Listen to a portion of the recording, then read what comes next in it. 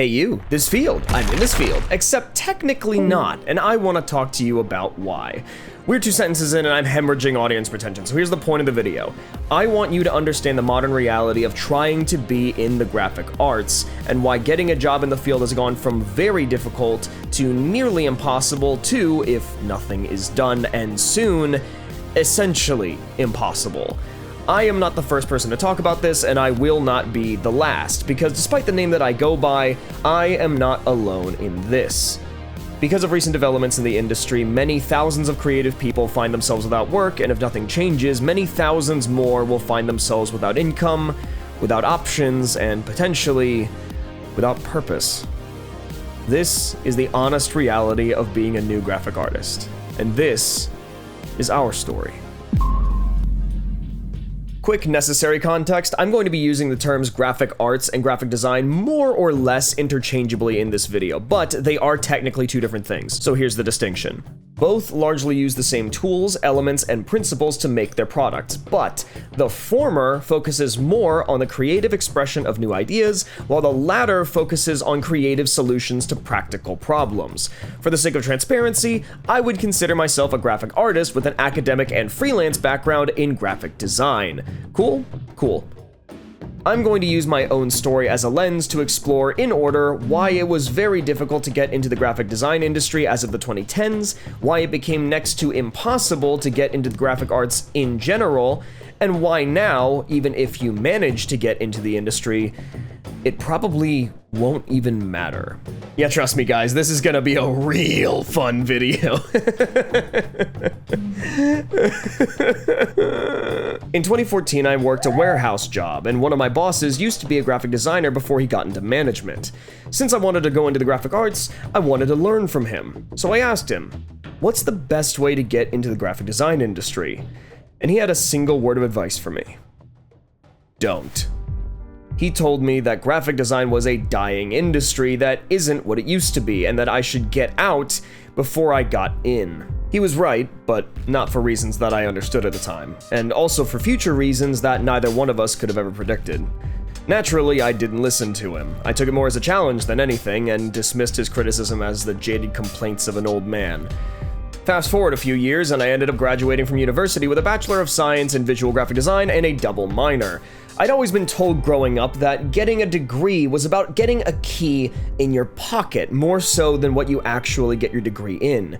A key that would open up good opportunities, along with a skill set to take those opportunities as they come. But by the time that I graduated from college, the advice of my loved ones had become sorely and unfortunately outdated. Their advice wasn't wrong, per se. They taught me exactly what had worked for them and the lessons that they learned from that. But in the several decades since the time that they first entered the job market, things have changed in dramatic ways, to the point that having a degree has gone from an all-access pass to being the bare minimum.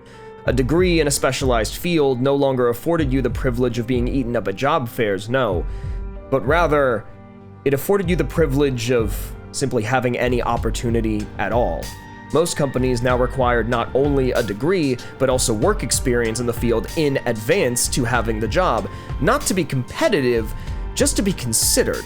On top of that, there was a reality which, at least in my experience, you were never taught in school.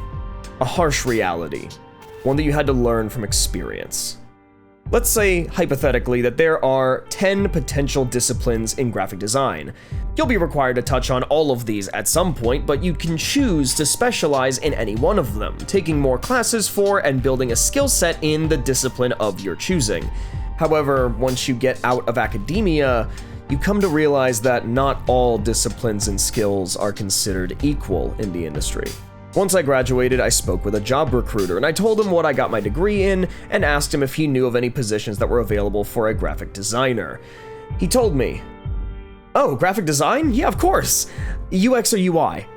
And I, my heart having just dropped to the floor, said, "Neither?" It was a very short conversation after that point. UX and UI, short for user experience and user interface respectively, are the cornerstone points for web and app design, and both require more technical programming skill than artistic ability, something which is not touched on outside of classes that are explicitly for interactive digital design. This means that if you chose to specialize in, say, branding or concept art, for example, you will very likely lack these critical skills that dramatically improve your chances of becoming hired. The moment that smartphones got put into the hands of every man, woman, and iPad kid, marketing moved into the digital age. Your ability to do graphic design was no longer a matter of designing merchandise, logos, and billboards. It was your ability to template a website and, "Hi, welcome to McDonald's, will you be using your mobile app today?" If you couldn't make something for a phone, or at the bare minimum for the internet, you didn't exist as far as the industry was concerned, and that's why my old boss left the industry. It wasn't so much that the design industry was dying as a whole, just the part of the industry that his career entirely relied upon was dying. This was bad enough and already meant that getting started in the field in the 2010s was substantially more specific and difficult than it used to be, but then here comes the kicker. I said that I graduated with a graphic design degree. I never said when.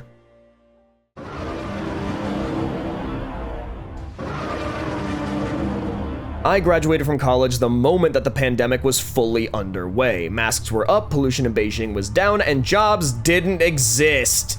Companies started rapidly downsizing on a grand scale, moving as many positions as possible to remote jobs while cutting out any jobs and workers that were deemed non-essential. Given the topic of this video, I'll give you one guess as to who was deemed non-essential first.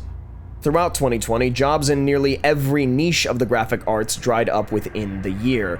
Anecdotally, I have an uncle who was the leader of a creative team for a sizable clothing company. Not only did every single member of his team lose their jobs one by one, but even my uncle, who had been in the graphic arts professionally for as long as I had been alive, lost his job as well. I want you to bear that in mind for this next part. In 2021, I began my job hunt for 6 months, and not only did I not get hired, I was only given 2 interviews.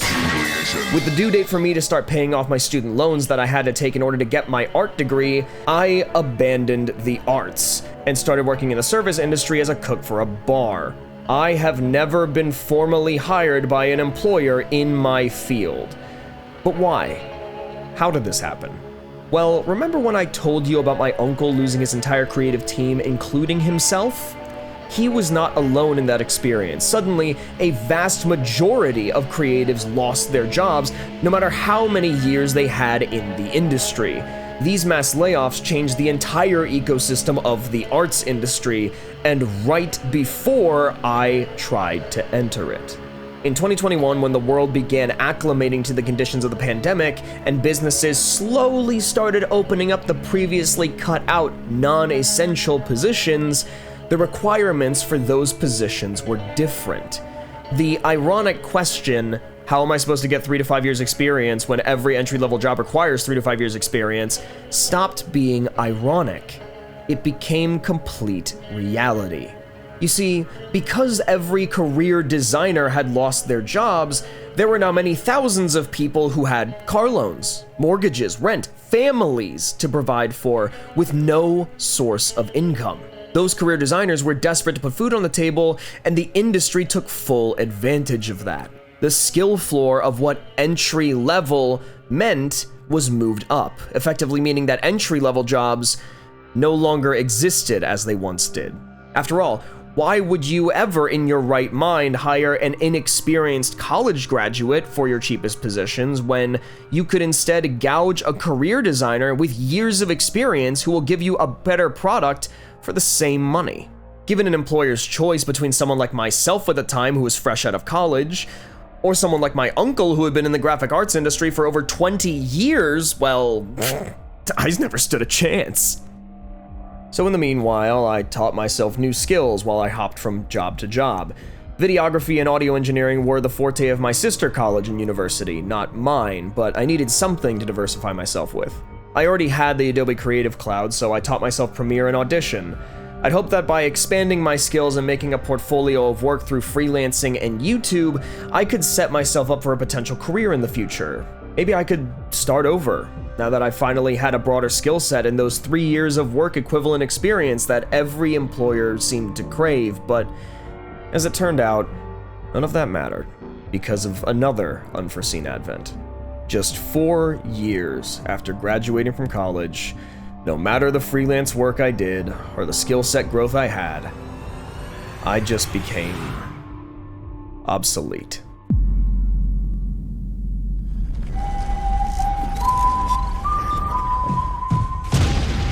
The rapid acceleration of AI in the workplace has caused radical changes to the job market ecosystem. Left and right, there are accounts of artists and designers who are losing their careers, some of whom losing their careers again after the pandemic had already taken it from them once.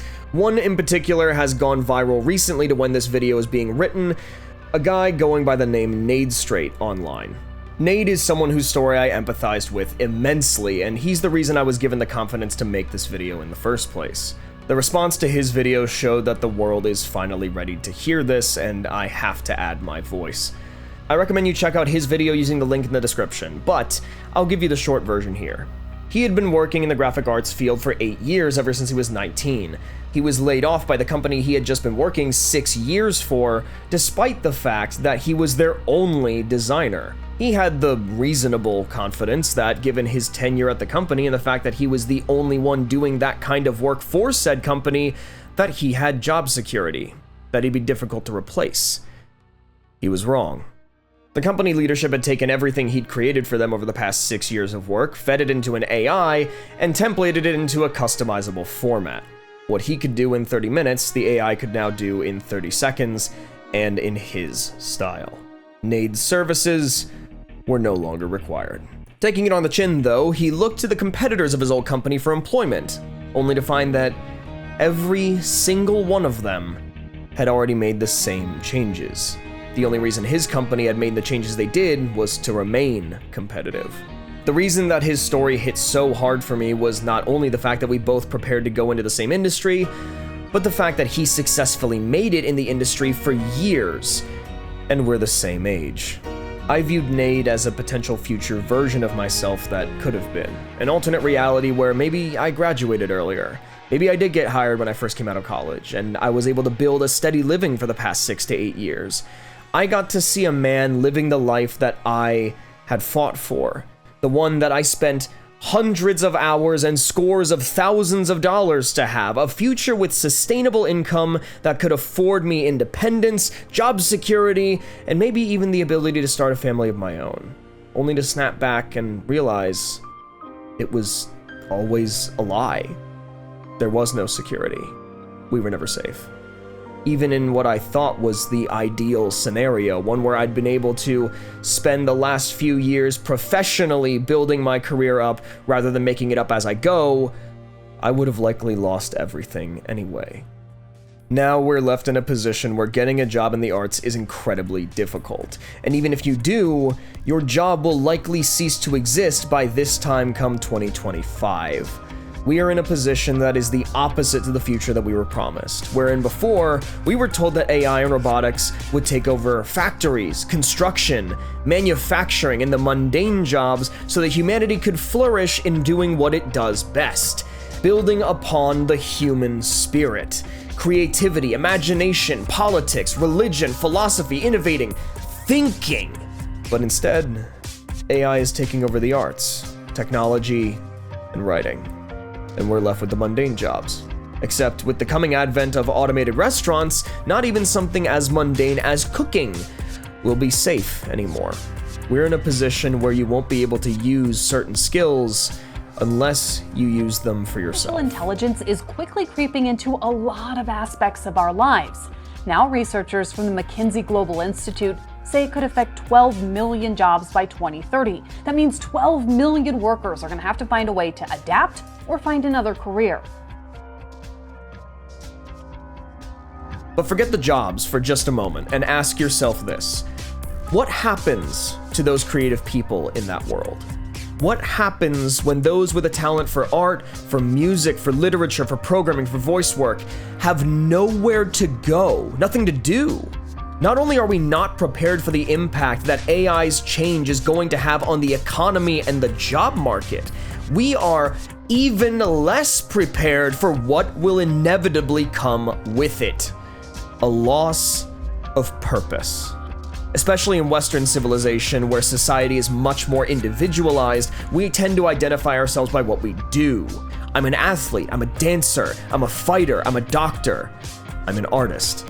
Our sense of personal worth comes largely in part from how we choose to contribute to society. When you spend your life dedicating yourself to a given aspiration and then have that aspiration taken from you, or arguably even worse, have it devalued to the point where it ceases to exist, you don't just lose the income that aspiration awarded you, you lose yourself.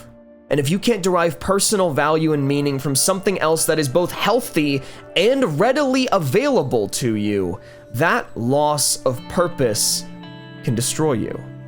Unfortunately, I don't have a genuine solution for these problems, short of the nuclear option of just banning the use of this new technology in certain capacities. And I'm sorry if this video was a rude wake-up call for some of you. If it was, just know that your misery has company, and you are not alone. I pray for those who have lost everything without anything to fall back on. My heart goes out to those people. Now, if you're a creative person and you asked me what you should do, I'd say go into movies, become a photographer for weddings, become a game designer, or if you're a risk taker, go into content creation, or maybe even music if you have connections. But if you were to ask me how to get into graphic arts, I'd have one word of advice for you: don't. And as for me, as someone who was never given a chance by the industry in the first place and now likely will never get that chance, what I say and do remains the same as what I've said and what I've done. To hell with the industry. I'll do it myself. Thank you guys so much for watching and moreover, listening. This is a very different kind of video that is not specifically just from my audience, so if you stuck around, I appreciate it all the more. As always, if you want to support me, please consider becoming either a member or a patron. It really helps out. And in the meantime, I've been LoneWolfEX, and I will see you, yes, you, next time.